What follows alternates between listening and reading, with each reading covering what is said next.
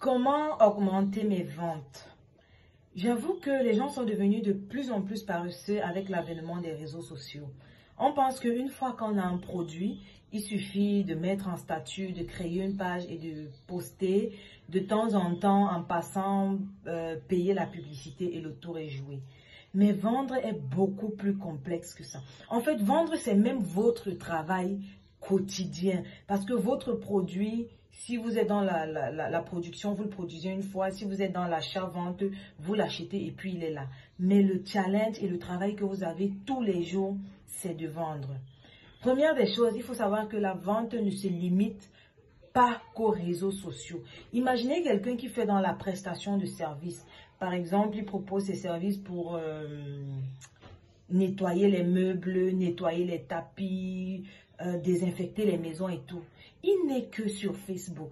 Alors que vous pouvez programmer des descentes sur le terrain, aller dans des campings, aller dans des immeubles, prospecter les gens concrètement en leur disant, tenez, voici ce que nous faisons, voici comment nous pouvons le faire, voici peut-être un petit essai qu'on peut faire pour vous montrer. Si vous finissez un immeuble même qui a 20 ou 30 maisons, à la fin, vous aurez au moins 2 ou 3 personnes qui vont vous contacter.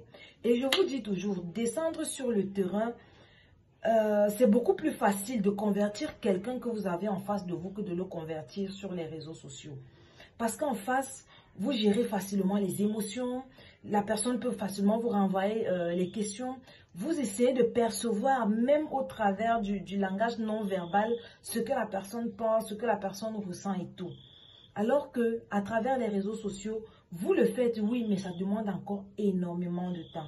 Donc, sortez de ce confort-là que sont les réseaux sociaux, qui ne sont pas une mauvaise chose. Parce que l'avantage des réseaux sociaux, c'est que ça vous donne une cible beaucoup plus large. Vous pouvez être au Cameroun et vous retrouver en train de vendre vos produits au Tchad, au Gabon, en Europe et partout. Mais pensez à la prospection sur le terrain.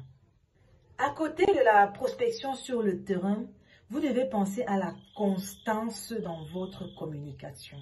L'erreur que nous faisons souvent, c'est que on communique au départ.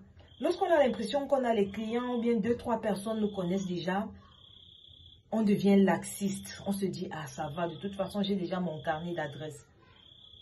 Et c'est ce laxisme-là qui, au bout de 3 mois, de 6 mois, nous rattrape. On se rend compte que, tiens, où sont même les clients que j'avais au départ? Je les ai tous perdus.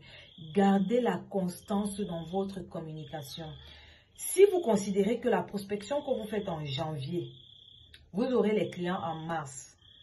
Si vous avez cette logique-là, vous n'allez plus négliger votre compte parce que vous allez vous dire, ok, la communication que je suis en train de faire en février-ci, j'aurai mes clients peut-être en avril. Celle que je suis en train de faire en mars, j'aurai mes clients en juin. À ce moment-là, vous serez toujours en train de faire votre communication parce que vous allez comprendre que la com, c'est comme semer aujourd'hui et attendre un moment pour que ça germe et qu'on commence à voir les résultats. Contrairement à ce que vous pensez, c'est pas immédiat. C'est pour ça que beaucoup de personnes terminent par en vouloir énormément à leur community manager ou à leur chargé de com. Tiens, ça fait quand même 1 mois, nous sommes ensemble, je ne vois pas encore les résultats. Il n'y a pas de magie dans cette affaire. C'est progressivement. Et même une fois que vous communiquez déjà de manière constante, je vous assure que même si vous ne le faites pas bien, cette constance-là déjà vous sauve. Maintenant, il faut bien le faire parce que la stratégie est importante. La façon d'aborder le consommateur, la façon de passer le message à votre prospect, à votre cible, fonction de votre produit est également très importante. Et ce sont des éléments comme ça qui, au quotidien, vont vous permettre d'augmenter vos ventes. D'accord?